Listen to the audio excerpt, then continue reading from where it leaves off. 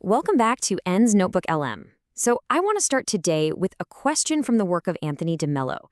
And it's a question that might just shake things up for you. Are you awake? And I don't mean, have you had your coffee? I mean, are you truly awake to life, to reality itself? Because according to him, almost none of us are. Yeah, he really just dives right in with this incredible claim. He says spirituality isn't about what you believe or the rituals you follow. It's just about one thing: waking up. He basically argues that most of us are born asleep, we live our entire lives asleep, and then we die, still asleep, without ever really waking up to who we are. I mean, that's a pretty heavy way to start, right? So it forces you to ask, right? Am I really awake? Mello's idea is that most of us are basically sleepwalking. We're on autopilot, just reacting to stuff based on programming we don't even know we have. We think we're making all these free choices, but are we? Or is something else pulling the strings? Okay, so here's the breakdown between these two states. If you're asleep, you're basically mechanical, controlled, and honestly, you're suffering. You're like a puppet. Someone says, hey, great job, and boom, you feel amazing. Then someone gives you a funny look and your whole day is ruined. See how you're just being jerked around? But the awake person, they're free. They're at peace. Why? Because those external strings, they've been cut. They're just watching the show, not getting pulled into it. This puppet metaphor is it's perfect, isn't it? We think we're the ones in control, but our feelings, our happiness, our sadness, it's all dependent on what other people say and do. It's like de Mello says, someone else has your remote control. They press a button, you feel good. They press another, you feel bad. And the craziest part, the first step to getting out of this prison is just realizing you're in a prison you never even knew was there. But hang on, if being asleep is so bad, why doesn't everyone just wake up? It sounds simple, right? Well, here's the catch, and it's a big one. De Mello says we actually fight against waking up. We don't want to. We prefer the dream because we're so attached to our illusions, even the ones that make us miserable. And this point is just so important. Think about it. Most of us don't want a cure. We just want relief.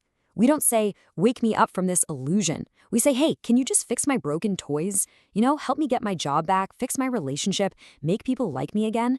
We're just trying to make the dream a little cozier. Because the thought of actually waking up from it for good, that's terrifying. Okay, to really get why we resist, you have to understand this difference between the me and the I. The me is everything you think you are. It's the labels, the ego, your past. I'm a writer, I'm a good person, I'm a failure. It's the whole story. But the real you, the true I, is just the awareness of watching all that. It's the silent observer. And here's where all our problems start. When that pure observing I gets totally tangled up and starts believing it is the story of me. So what holds this whole illusion of me together? One word: attachment. And look, we're not just talking about liking something. Attachment is way deeper. It's this powerful, often hidden belief that says, without this thing, I can't be happy. You know that feeling? If I don't get that promotion, my life is over. If this person leaves me, I'll fall apart. That, right there, de Mello says, is the source of all our pain. Okay, so that's the problem. Attachment, illusions, being asleep. It sounds a bit grim, right? But the good news is, de Mello doesn't just leave us there. He actually gives us a roadmap, a practical way out. He calls it the 4 steps to wisdom. All right, let's break these down. Step 1 is simple, but not easy. Actually connect with your negative feelings. Anxiety, disappointment, whatever it is, don't run from it. Step 2, get this. The feeling is in you. It's not in reality. The traffic jam isn't making you angry. You are making you angry. The anger is your reaction. Step 3, and this is the game changer. Never ever identify with that feeling. It's not you. You are not your anger. You are the space that the anger is passing through. It's just a temporary weather pattern. And finally, step 4. When you change on the inside, your entire experience of the world changes on the outside. It has to. And this quote just nails that second step, doesn't it? Reality is not problematic. The world itself is just neutral. It's just doing its thing. Problems, they only exist in our minds. We're the ones who slap a label on reality and call it a problem. So the issue isn't what's happening out there.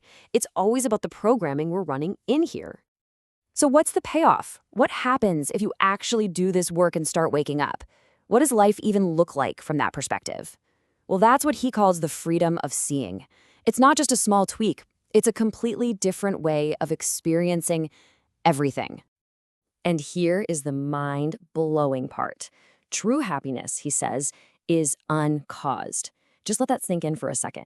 It doesn't come from getting something. It's not a reward. It's your default setting. It's what's naturally there all the time, just waiting for you to stop piling all your attachments and fears on top of it. This new way of seeing even redefines something as fundamental as love. For de Mello, love isn't that needy, clingy feeling we often think it is. It's not about what you can get from someone. True love is clarity. It's the ability to see a person, a thing, a situation exactly as it is, without all of your own stuff, your own needs, your own stories getting in the way. It's about seeing, not needing. And this is what that freedom feels like. Just imagine it for a second. Fearing no one. Being totally okay with being a nobody in the eyes of the world. Can you imagine success and failure just being meaningless words, part of a game you don't have to play anymore? You're not trying to keep up with anyone. You're just dancing to your own rhythm. Finally. So I want to leave you with the one question that gets to the absolute heart of all of this. Seriously, take a second and think about it. If you dropped every single label you use for yourself, your career, your family role, your personality traits, all your past wins and losses, if you let all of that fall away, what's left? Who are you, really?